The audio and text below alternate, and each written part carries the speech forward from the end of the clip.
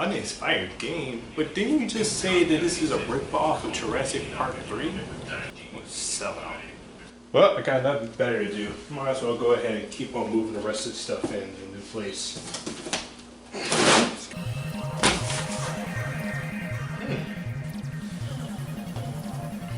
Now here's a game I've been playing a while. Zone of the Enders. Hideo Kojima is by far one of my favorite game creators just by his crazy and sometimes irrational ideas.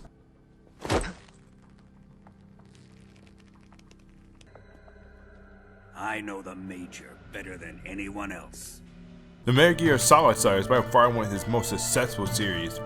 However, after a year of the release of Metal Gear Solid on the PS1, a little-known mech game was also released by Konami onto PS2. Zone of the Enders, released in March of 2001.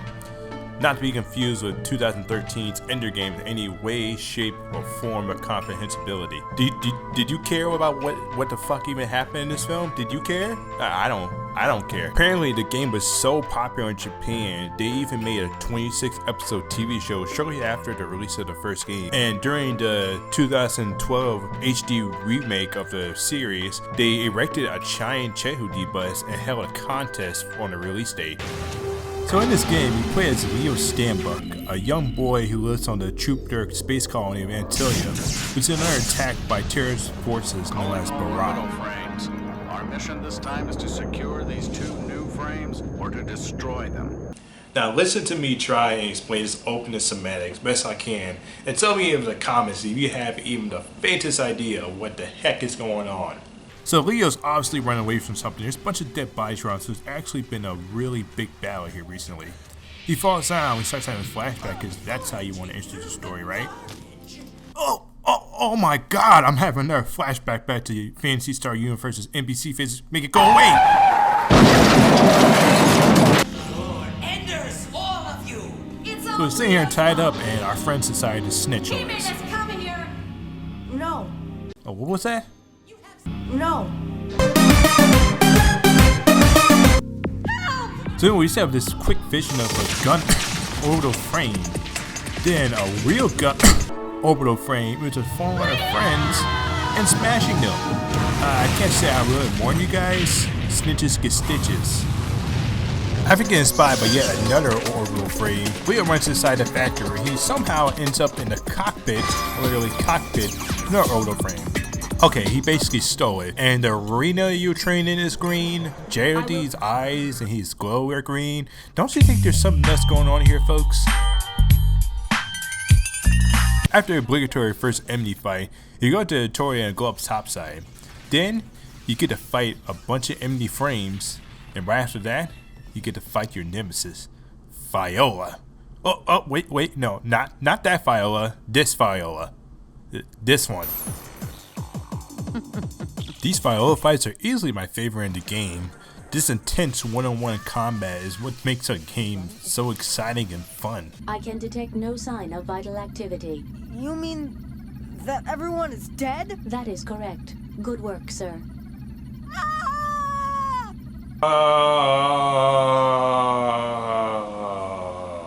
After the Viola fight, you're contacted by the crew of the Atlantis. And they want you to bring charity to them so they can bring it to Mars so they can participate in another war against Baram. So the goal of this game is basically to deliver a killing machine to people who say they're the good guys so they can do more killing.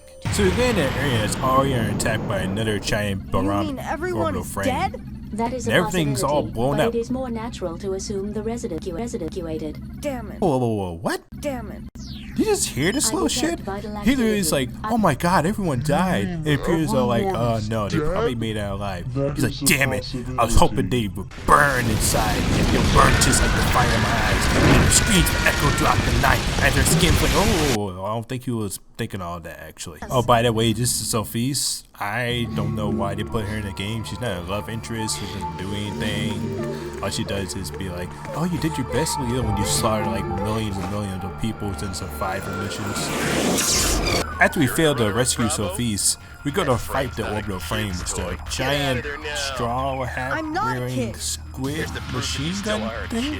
So Tibbus is our first official boss battle. It tests your skills and your ability to control your movement and your distance management between you and the ending. Once he goes to the second form, the fight actually really kicks up a notch, as now you had to worry about blocking his attacks and timing your attacks well enough that you can actually damage him adequately.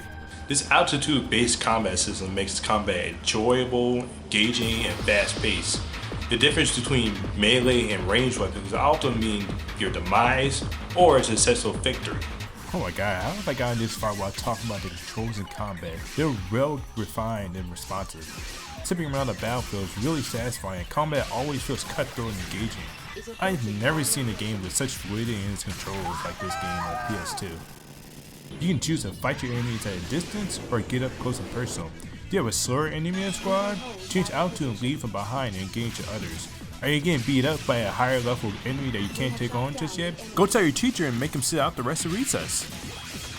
However, you have to be cautious as too much maneuvering around the battlefield can run you into a backup force, and enemies and their abilities complement each other pretty well in their squads. Your first enemy is a raptor, which is able to do range and melee attacks, but you're not particularly strong at either one. Then comes the Cyclops, the pugilist of Baroun. These guys get right up in your face to go hand to hand or stub to stub with you, and they get some range attacks later on in the game that actually make them pretty dangerous. And then the mummy heads. Freaking mummy heads! These guys are a pain in the butt. They're ranged attackers of the game, and they have these really annoying abilities that sometimes makes them infernable to your weapons, and sometimes they're just impossible to get close up to. These enemy frames level up alongside you as you progress through the game, and they even gain new abilities and weapons. Later on, they even learn to counter some of your attack and weapon patterns, so you had to stay on your toes and change your tactics to stay ahead in the game. Defeating Tippus rewards you with this special cutscene. He falls and a glorious display of explosions, and Michael Bay somewhere getting knocked to this, all these explosions. Then Ada wants to still slaughter the still alive occupant of the frame. I am releasing the lock-on cursor. This game has a passionate, non-violent undertone. It's about realizing the rawness of killing humans, instead focusing on killing non-sentient machines. Though we exist in the same vacuum of time and space, your plastic makes us enemies. All joking aside, it's about stifling up the face of loneliness and mass death, having heart, and not letting the complexity of the world dilute your characters or morals while you're trying to reach your goal. It's actually a really deep moral lesson if you can get past all the corny dialogue. The music in this game is something else. It does a great job in making you feel in the moment, where it's an actiony moment, a scene where you're supposed to feel emotion and feel sad, or a feeling of loneliness. One thing that always cracked me about the music is the choice of music on the game selection screen. The first game has this melancholy theme,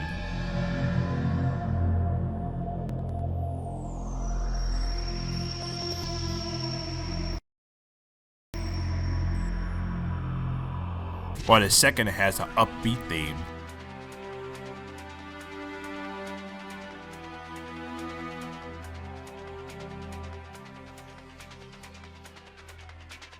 Way to show who's a favorite child, am I right?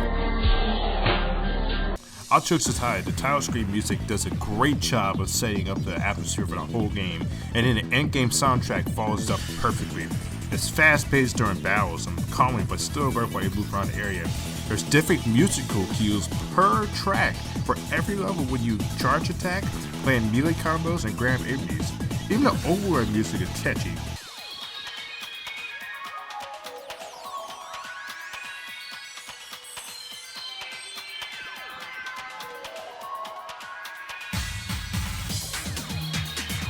Listen to this. This is a soundtrack for the first level after you come back to the factory.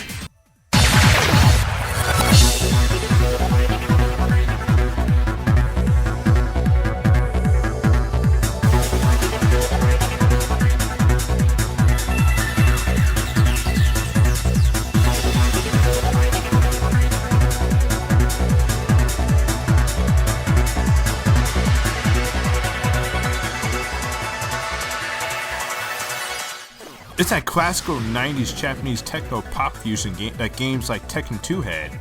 It's only music is designed to make you feel desperate, cold, and alone. And you can't tell me that the main menu music doesn't make your skin literally crawl. It's not that bad. This is fine.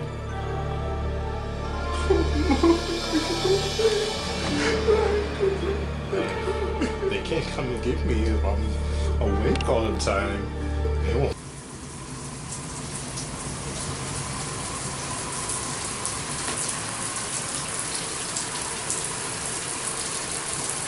This game's soundtrack is beautiful.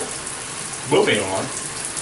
After destroying Tempest, we visit the Overlord and are alerted to the hospital as under attack and needs our assistance. This begins the optional defend missions of the game. Most of the missions call for you to go find some module or destroy a target. There are tech missions scattered out the game that are totally necessary. The only is as tedious as escort missions. You gotta keep the enemies far away enough from the buildings to survive so you can't damage them. And that's the biggest pain in the ass since fight peaks. There are a few damaged buildings. A few were injured or killed. I know you did your best. A C? Well, fine. See if I care next time you guys are burning to death. You want to freaking give me a failing grade. After that, and return to the factory, we head to the EPS shaft to disable it. It's like a giant microwave, and literally everyone in the city has been cooked alive. What? Who said that? Who said that? We can't get to the force field using our energy weapons, so we must find a primitive weapon to penetrate the barrier. Which means literally and figuratively backtracking. The game, of course, doesn't tell you where you need to go. You just gotta wander throughout every single level until you get a prompt from Ada letting you know that's in the area. After you find a sniper weapon and destroy the EPS shaft, you gotta destroy the EPS antennae to fully disable the force field. Oh, wait, you can't! Because you can't keep doing one of them. So, guess what that means? Backtracking. Glorious, glorious backtracking. 0-0. At least getting the passcode will allow you to pilot a Raptor, which is cool, I guess. However, this is the hardest protective mission of them all. I think there's a special word for ace album, but I'm so confident I've not even gotten 1A grade.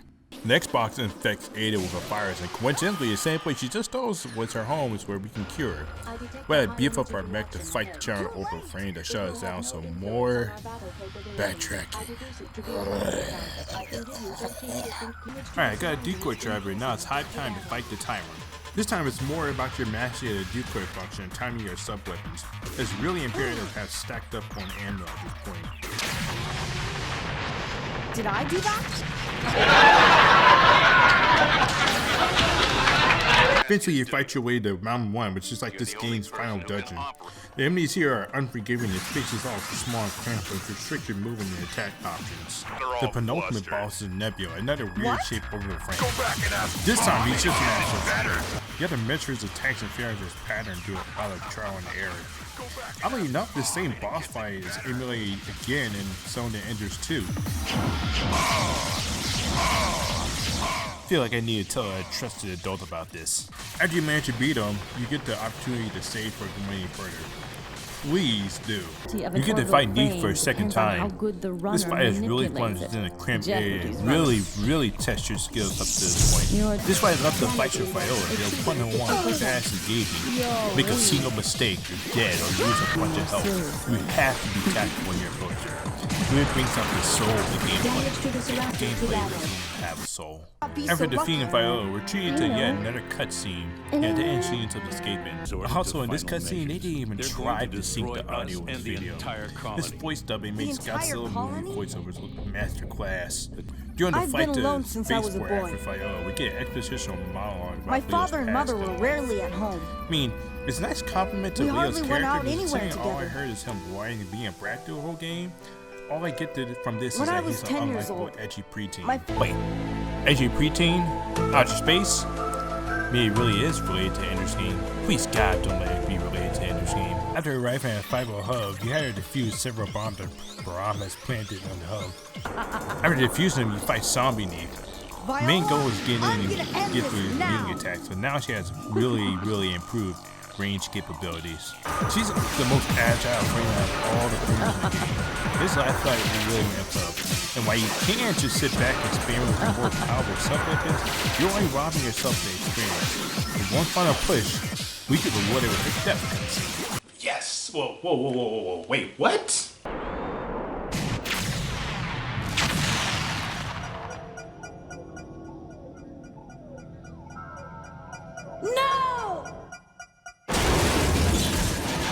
Yes, for dramatic effect, the game merely forces you to watch her demise as she cries, her orbital frame floats off into space, and burns up in the atmosphere of nearby Jupiter. Very existence itself denies mine. The monologue she gives as she literally burns alive scarred me 10 years ago. Even now, I can still hear it in my head. After being Philo, we encounter No Man in Anubis. Then some talk comes on, and you basically have to just dodge under the remainder to just trigger a cutscene and escape. Huh, yeah, I think I like Philo a lot better. Hashtag not my final boss. After dodging news for a little bit, we escape through a barrage from the Atelier. And wait. Why does this thing have guns? Is it a civilian freighter? Anyways, we get on board and it's game over from there. So as you guys can tell, I really love this game. It hasn't quite aged well if you were just looking at the mechanics and the graphics. Even the 360 remake, which what we played, you can kind of tell its age, but this game is much loved part of my library. I cherish it a lot. The game takes about 4 hours to complete if you really know what you're doing. 5 if you're just, dicking off like I was sometimes. However, the game's really fun. The combat is engaging. The story is actually, pretty interesting. Just kind of cut out the dialogue in some areas, and it actually is really solid. It's a really fun game, and it still holds up to date. If you still want to play this game, I would recommend the HD remake as vastly superior to the PlayStation 2 versions. Anyways, thanks for watching. If you enjoyed my content, be sure to subscribe. I upload about every 2 weeks, and I'll be doing more game reviews and movie reviews. Until then, bye-bye.